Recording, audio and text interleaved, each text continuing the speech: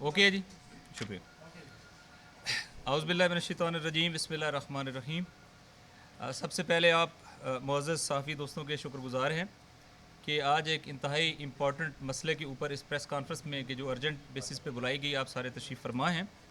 और वतन अज़ीज़ पाकिस्तान के एक ऐसे स्ट्रेटजिक लोकेशन के इलाके के जिसका कोई मैच पाकिस्तान में नहीं है। इतना इम्पॉर्टेंट स्ट्रेटजिक लोकेशन का वो इलाका है और उस इलाके के कुछ ऐसे इशू जो पूरे पाकिस्तान की सिक्योरिटी को अपनी लपेट में ले सकते हैं, उनके हवाले से आज हमें आपके ज़रिए से अवाम और हुकूमत और इदारों तक अपनी बात कम्युनिकेट करने का मौका मिल रहा है। मैं इस वक्त मजलिस वहदत मुस्लिमीन के सेंट्रल सेक्रेटेरिएट में अपने साथ अलामा सैयद तजम्मुल हुसैन अल हुसैनी, बिरादर शब्बीर साजदी, अलामा तसव्वुर हुसैनी, अहमद अली तहरीक हुसैनी के कारकुन हैं, यासर हुसैन साहब जो पाराचनार से यूथ ऑफ पाराचनार के, अलामा शेख मुर्तज़ा अलवी जो मेंबर कमेटी हैं, कोर कमेटी हैं कुरम वेलफेयर के, आगा सैयद तसव्वुर हुसैन और अलामा शेख अली अंसारी और मौलाना जैगम चौधरी और दीगर जितने भी मेरे साथ इस वक्त पाराचनार कुरम एजेंसी के और मजलिस वहदत मुस्लिमीन के रिप्रेजेंटेटिव हैं, उनके साथ आपका शुक्रिया भी अदा करता हूँ और उनके साथ इस प्रेस कॉन्फ्रेंस का बुनियाद आपके सामने बयान करता हूँ। देखिए, कुरम एजेंसी उन 7 एजेंसीज़ में से एक है कि जिनको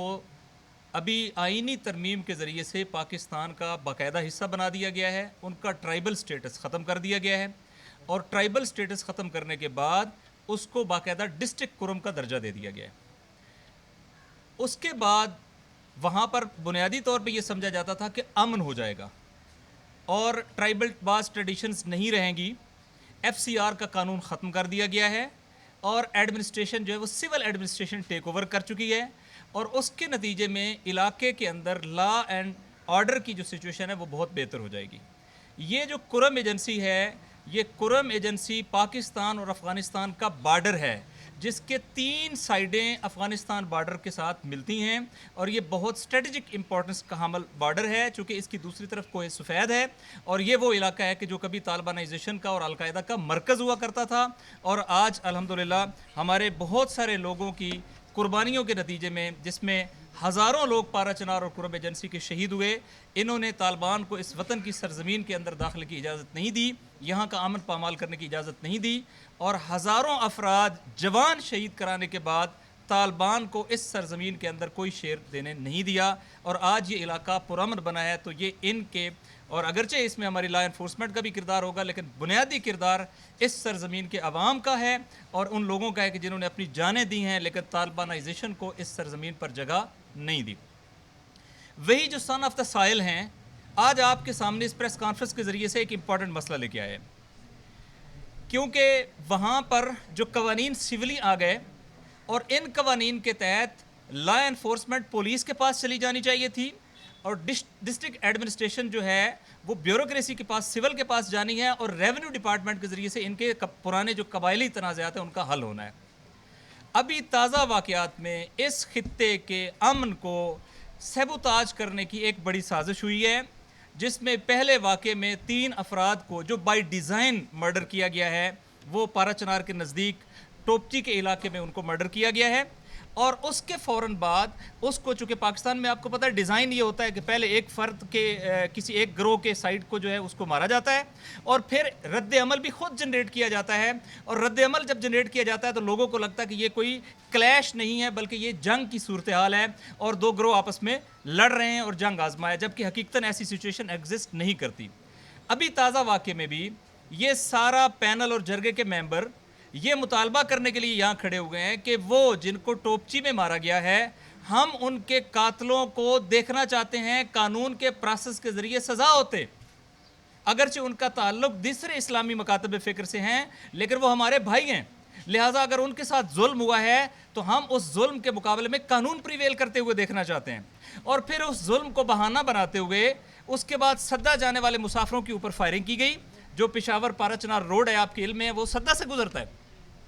वहाँ मिलिटेंट स्ट्रांग होल्ड बनाने की कोशिश की गई और वहाँ पे जो फायरिंग हुई, उस फायरिंग के नतीजे में एक MBBS का स्टूडेंट सैयद ज़ीशान हैदर वो शहीद हो गया। उनके साथ उनकी बहनें थीं और उन्होंने अपनी आंखों के सामने अपने भाई को शहीद होते देखा। और इसके अलावा एक दूसरी गाड़ी के ऊपर फायरिंग हुए लेकिन कुदरत या अल्लाह पाक ने उनको बचा लिया और वो लोग बच गए, वरना ये बड़ी सतह की कैजुअलिटीज़ वहाँ पर होती। نتیجہ کیا ہوگا کہ اس پورے علاقے میں انریسٹ کریٹ ہو گیا، اور پہلے کوشش کی گئی کہ پارا چنار بند ہو، اور اس کے بعد کوشش کی گئی کہ سدا کے اندر فساد ہو، کہ جب کچھ اہل تشیع سدا میں اپنی خریداری کے لیے وہاں پر گئے تو ان کو وہاں پہ بعض ایکسٹریمسٹ لوگوں نے پکڑ لیا۔ لیکن میں پھر یہ کہہ رہا ہوں کہ اہل سنت قرم ایجنسی کے اور اہل تشیع قرم ایجنسی کے دونوں امن کی کوششوں میں ساتھ ہیں۔ بعض ملیٹنٹ گروہوں کو کوئی سرکاری سرپرستی حاصل ہے جس کی وجہ سے وہ اس طرح کا اقدام کرتے ہیں اور پھر اس کو ایکسپلائٹ کرتے ہیں، چونکہ جب سدا کے اندر ان لوگوں کو پکڑا گیا تو مقامی لوگوں نے ان کو چھڑوایا اور ان کو ایف سی کی پوسٹ کے اوپر پہنچایا، اور اس کے نتیجے میں کوئی بڑا کرائسس جنم نہیں لیا۔ لہٰذا عوام جو ہے شیعہ اور سنی وہاں پر اکٹھے ہیں۔ ابھی پرسوں علماء کا بھی جرگہ ہوا ہے، انہوں نے بھی یہی بات کی ہے جو یہاں ہم کر رہے ہیں، لیکن اس کے باوجود جیسا کہ ایک شخص وہاں سے اٹھتا ہے اور وہ مکتب اہل بیت کے خلاف گالیاں دینے کا سوشل میڈیا کے اوپر سلطان گل نامی وہ شروع کرتا ہے، ایسے لوگوں کے خلاف قانون جب حرکت میں نہیں آتا تو لوگ رد عمل میں آتے ہیں، چونکہ آپ کھانے پینے کے بغیر تو زندہ رہ سکتے ہیں لیکن آپ عزت اور ناموس کے بغیر زندہ نہیں رہ سکتے۔ مکتب اہل بیت کی ناموس اہل بیت اطہار علیہ السلام ہے۔ مکتب اہل بیت اپنی جان قربان کرتا ہے لیکن اہل بیت اطہار علیہ السلام کی عزت اور ناموس پر آنچ نہیں آنے دیتا۔ لہٰذا جب اس طرح کی وہ ایفرٹ ہوئی اور اس کے بعد پارا چنار کے اندر بھرپور رد عمل ہوا، پارا چنار جو ہے وہ اس میں احتجاج ہوا، ریلی ہوئی، لیکن پرامن طریقے سے یہ احتجاج نوٹ کروایا گیا کہ حکومت اور ادارے جو ہیں ایسے لوگوں کو جو کسی بھی سائٹ سے سوشل میڈیا کا استعمال کریں یا ہیٹ مٹیریل لے کے آئیں یا نفرت پر مبنی گفتگو کریں اور اس کو میڈیا کے اوپر لے کر آئیں، ایسے لوگوں کی فوراً اکاؤنٹیبلٹی ہونی چاہیے اور ان کو یہ پرمیشن نہیں ہونی چاہیے۔ ہم یہاں دیکھتے ہیں کہ ایک ذاکر اہل بیت ذریت عمران شیرازی صاحب کہ جن کے اوپر 2 سال پہلے ایک جھوٹا کیس ڈال کے ان کو 2 سال بعد گرفتار کر لیا جاتا ہے اور ان کی بیل نہیں ہونے دی جاتی، لیکن ہم دیکھتے ہیں کہ جن لوگوں نے کلیئر کٹ وائلیشنز اور دوسرے اسلامی مکاتب فکر کی توہین کی ہے ان کو چھوڑ دیا جاتا ہے صرف اس لیے کہ اس علاقے کے اندر انریسٹ کریٹ ہو۔ آج ہم یہ سمجھتے ہیں کہ یہ بائی ڈیزائن تھا، یہ پوری پلاننگ کے ساتھ ہوا تھا، اس کا مقصد اس خطے کے اندر امن کو سیبوتاج کرنا تھا، اور وہاں جو لا انفورسمنٹ کے ادارے ہیں، ہماری فوج کے چونکہ بارڈرنگ ایریا وہ بیٹھے ہوئے ہیں، وہ اس معاملے کو فوری طور پہ ریزالو کرنے میں کامیاب نہیں ہوئے۔ یہ وجہ بنی ہے کہ آج سینٹرل سیکریٹریٹ سے ہمیں ان کی آواز اٹھانا پڑی ہے، اور آج ہم آپ کو یہ کہہ رہے ہیں کہ پورا پاکستان کے کروڑوں لوگ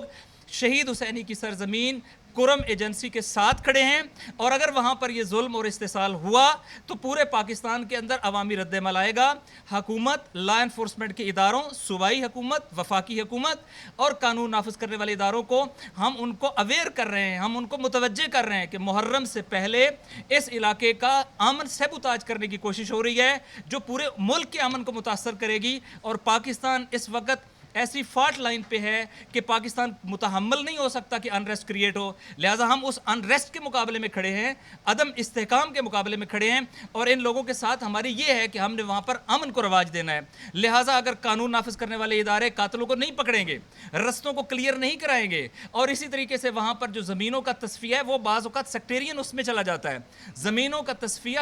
قبائلی مسئلہ ہے، ان کو ریونیو کے ریکارڈ کے مطابق حل کیوں نہیں کیا جاتا؟ 6 سال سے جرگے ہو رہے ہیں، جرگوں کے نتیجے میں ریکمنڈیشنز آتی ہیں، مری معاہدہ ایگزسٹ کرتا ہے، لیکن اس سارے کے باوجود ان لوگوں کو ریلیف کیوں نہیں ملتا؟ وہ کون سی قوتیں ہیں؟ میں آپ کے ذریعے یہ میسج کنوے کر رہا ہوں، جو وہاں پاور رکھتی ہیں، جو وہاں ڈیسیژن میکنگ رکھتی ہیں، وہ کون سی قوتیں ہیں کہ جو ریکارڈ ہونے کے باوجود اس کا فیصلہ نہیں ہونے دیتی اور اس کو سول ایڈمنسٹریشن کے اوپر ڈال دیتی ہیں؟ آپ لوگ ہوش کے ناخن لیں، یہ وطن جو ہے اسی وقت سلامت رہ سکتا ہے جب یہاں پر انصاف ہوگا، جب یہاں پر عدل ہوگا۔ لہٰذا ان تصفیات جو مسائل وہاں پہ قبائلی زمینوں کے ہیں ان کو فوری طور پہ قانون کے مطابق اور ریونیو ریکارڈ کے مطابق حل کیا جائے تاکہ کسی کو اس کو ایکسپلائٹ کرنے کی اجازت نہ ہو، ان قاتلوں کو گرفتار کیا جائے، رستے کو پرامن کیا جائے۔ اور اسی طریقے سے یہ جو ابھی آپ کے علم میں ہے کہ ایک مذاکرات ہوئے ہیں ابھی افغانستان کے اندر، جس میں یہاں سے پیپلز پارٹی اور نون لیگ کی لیڈرشپ بھی شریک ہوئی ہے، اور یہ مذاکرات ہوئے ہیں، اور اس کا ایجنڈا میں آپ کو بتا رہا ہوں۔ ایجنڈے کے اوپر پہلا ایجنڈا یہ تھا جس کے اوپر ڈیفرنسز ابھی ہوئے ہیں کہ آپ قبائلی علاقے کا سٹیٹس ختم کریں اور ان کو دوبارہ قبائلی علاقہ بنائیں، ان کو صوبے کا حصہ نہ رہنے دیں۔ کیوں؟ تاکہ وہاں طالبانائزیشن ہو جائے،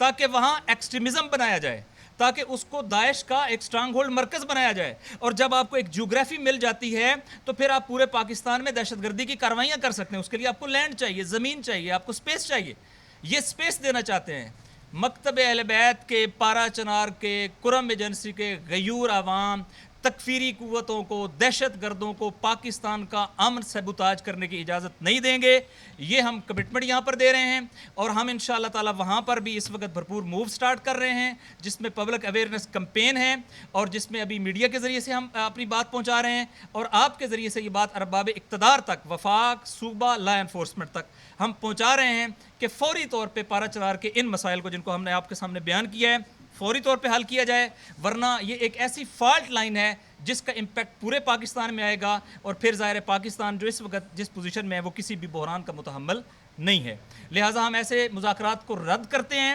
قاتلوں کے ساتھ مذاکرات نہیں ہوتے, قاتلوں کو کیفر کردار تک پہنچایا جاتا ہے. وہ خائن ہیں جو آرمی پبلک سکول کے قاتلوں کو ریلیز کرتے ہیں, وہ خائن ہیں جو ہمارے قاتلوں کے ساتھ مذاکرات کرتے ہیں.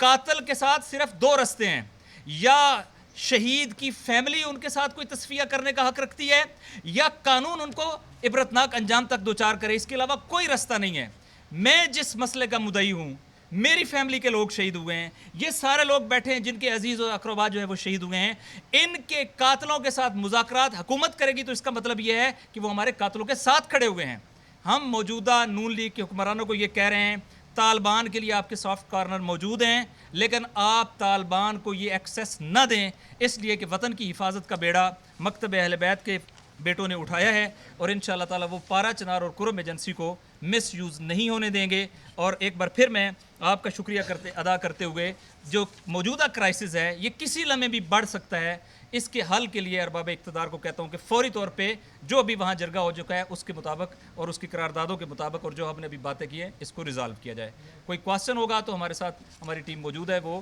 پارا چنار اور کرم ایجنسی آپ کے علم میں, اگر آپ اس کا میپ دیکھیں تو آپ کو پتہ ہے کہ وہ کتنا اسٹریٹجک امپورٹنس کا حامل ہے. وہاں امریکہ کے مفادات ہیں, وہاں انڈیا کے مفادات ہیں, وہاں افغانستان کے مفادات ہیں, اور وہاں کے نیچرل جو دفاع ہے, میں آپ کے سامنے کہہ رہا ہوں, وہ فوج نہیں ہے, وہ ایف سی نہیں ہے, وہ لیوی نہیں ہے, وہ یہ لوگ ہیں کہ جو سرزمین کے باسی ہیں اور کسی دشمن کو پاکستان کی سرزمین کو ایکسپلائٹ کرنے نہیں دیتے. یہی لوگ جو ہیں اس کا نیچرل ڈیفنس ہیں, اور ان کی بات کو سننا پڑے گا اور ان کے تحفظات کو ایڈریس کرنا پڑے گا. آپ کا شکریہ. کوئی کواسچن ہو تو ہم اس کو لینے کے لیے تیار ہیں.